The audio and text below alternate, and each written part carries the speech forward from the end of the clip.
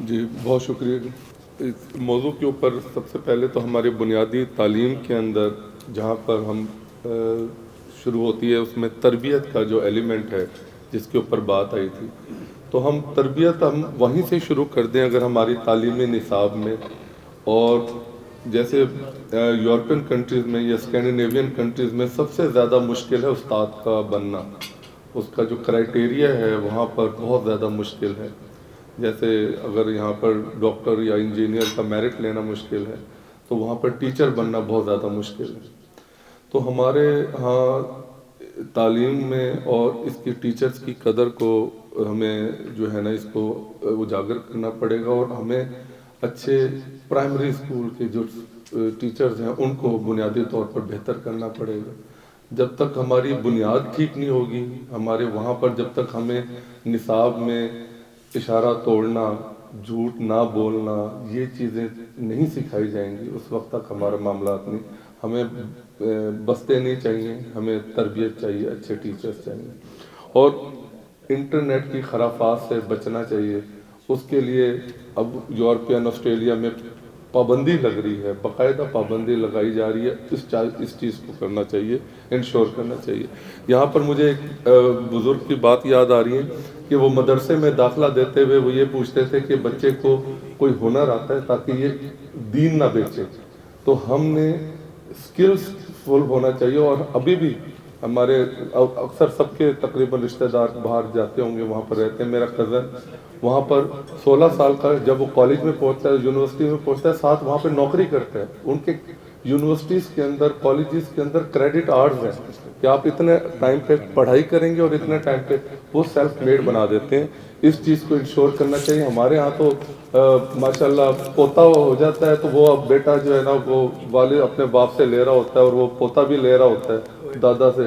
تو یہ صورتحال ختم ہونا چاہیے. اور وہ بھی ماسٹر کر رہا ہوتا ہے، بیٹا میٹرک کر رہا ہوتا ہے اور دادا جی پیسے دے رہے ہوتے ہیں.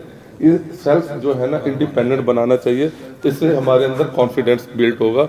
دوسرا یہ کہ ہمیں جو ادارے ہیں جو سر نے ابھی بات کی، اسکولز ایسوسیشن سے، اس طرح کے جو ہمارے ادارے ہیں، جس طرح ہمدرد کے سینٹرز ہیں یا ہمارے اور اخوت ہے یا اور گورنمنٹ کے جو ادارے ہیں، ان کے ساتھ مل کے ہمیں نوجوانوں کے لیے ورک شاپس کا انتظام کرنا چاہیے، والنٹیئر شپ کا انتظام کرنا چاہیے. اسٹوڈنٹس کے لیے ایک سسٹم بنانا چاہیے تاکہ ان کو جو خدمت خلق، میں ابھی پہلا صفحہ پڑھ رہا تھا جس میں خدمت خلق عین عبادت تھا، شہید صاحب کا وہ جو کالم لکھا ہوا تھا.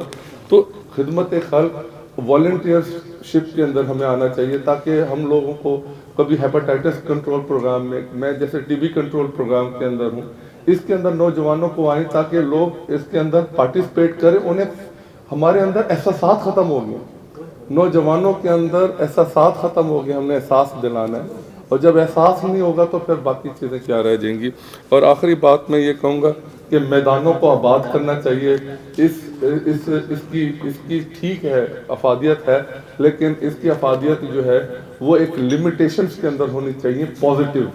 لیکن آباد میں نے ایک پروجیکٹ میں کام کرنے کی کوشش کی تھی کہ جو ہمارے بی ایچ یوز ہیں، جو اب مریم نواز ہیلتھ کلینک بن چکے ہیں، ماشاءاللہ ہمارے کچھ میڈیا کے بھی دوست ہیں، وہاں پہ بی ایچ یوز کے ساتھ بہت زیادہ زمین خالی پڑی ہوئی ہے. ہم ان بی ایچ یوز کو، ہر یونین کونسل میں بیسک ہیلتھ یونٹ ہے، وہ ہماری یہ جو اسپورٹس منسٹری کے ساتھ مل کے ان کو میدان بنا دیں. ہم بیڈمنٹن کا کورٹ بنا دیں، دوسرے کورٹ بنا دیں، تاکہ یونین کونسل لیول پہ یہ جو ہمارا ایک وہاں سے اٹھتا ہے نوجوان، وہ پھینکتا ہے اور اس کے بعد وہ کہتا ہے، لیکن اس کے بعد کہتے ہیں جی ہمارے پاس کوئی اکیڈمی نہیں ہے.